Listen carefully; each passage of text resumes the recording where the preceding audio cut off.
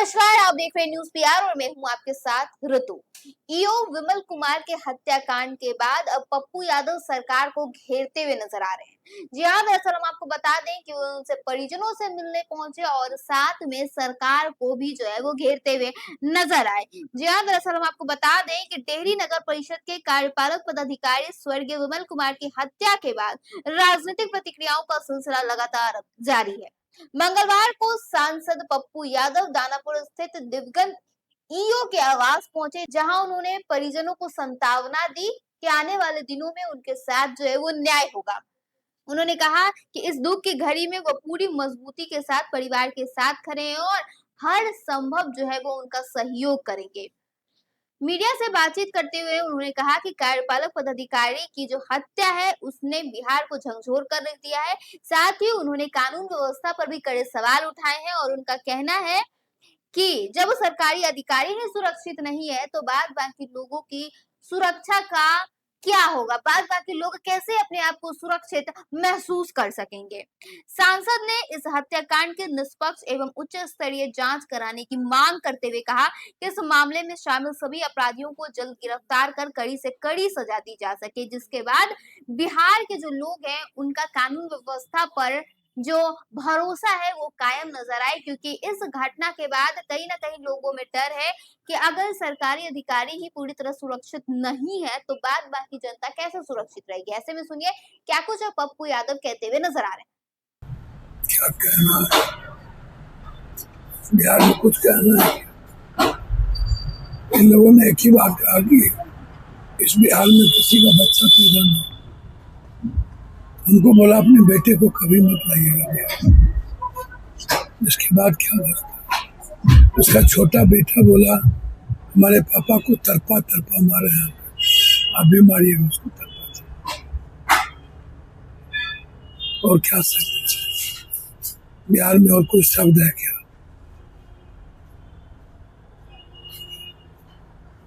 सच में बिहार में रहने की स्थिति है क्या? रहना चाहिए। बिहार रहने का जगह है।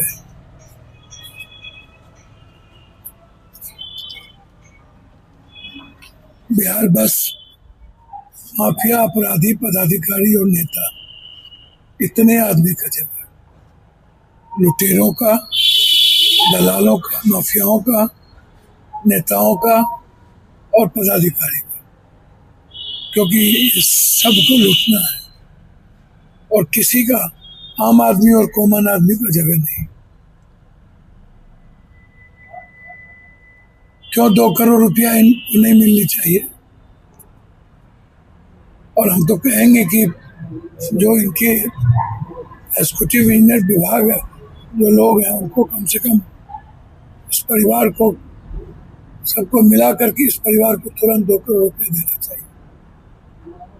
और सरकार को तो 1 मिनट भी लेट नहीं करनी चाहिए। DRF है, नेट्स की हुई है उसकी पत्नी, आप उसको क्लर्क का जॉब की बात कैसे करते हैं? और एक आदमी तो मारा नहीं, उनकी पत्नी तो साफ कर रही है। क्यों आप बचाना चाह रहे हो किसी को? अब CBI इंक्वायरी करिए। क्यों CBI इंक्वायरी नहीं कर रहे हैं? उच्च स्तरीय जांच कर दीजिए। बिल्कुल, सदन चलेगा तो उठेगा, नहीं का क्या सवाल उठता है? कौन सा सवाल है जो नहीं उठा आज तक? CBI जांच की डिमांड भी आप बिल्कुल करेंगे। एलजेपी के विधायक, बिल्कुल CBI की डिमांड करेंगे। एलजेपी के विधायक, उसका बेटा हमको कान में बोल रहा है, सीधा बोल रहा है कि अंकल मेरे पापा को तरपा तरपा मारा है। विधायक पर आरोप लगा है। सर, इसमें मैं राजनीति नहीं करूंगा। आप बिल्कुल, की पत्नी तो साफ कर रही है, मेरे हस्बैंड को धमकी देते थे, टॉर्चर करते थे, कोई भी हो। आपने सुना नहीं? तो सुना नहीं। कह रहा कि किसी का बेटा यहाँ जन्म न ले, बोला हम लोग बिहार में नहीं रहेंगे, यहाँ से जा रहे हैं। इनके खिलाफ सोनू सिंह ने सदन में भी आवाज उठाया था। मैं वही बात तो कह रहा हूं।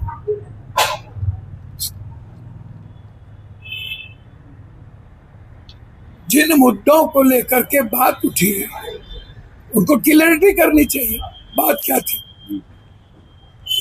सरकार ने क्यों कार्रवाई सोनू सिंह के कहने पर नहीं की? ये जब बात उठी तो इंक्वायरी क्यों नहीं हुई? ड्राइवर का क्या इन्वॉल्वेशन था? एक आदमी को कैसे मार सकता है भाई? ये आपको अकेले मार लेगा बिना गोली के, बिना पिस्टल के। एट रैंडम ये आपको वार करेगा।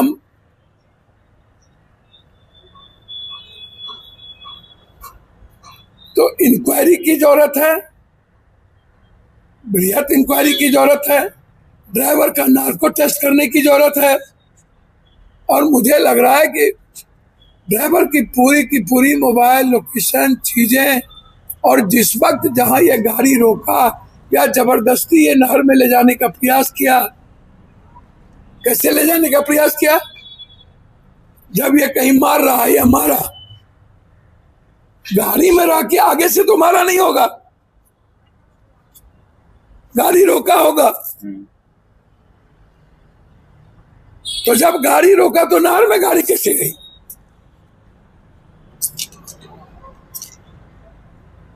क्यों दिग्भ्रमित करते जा रहे हैं?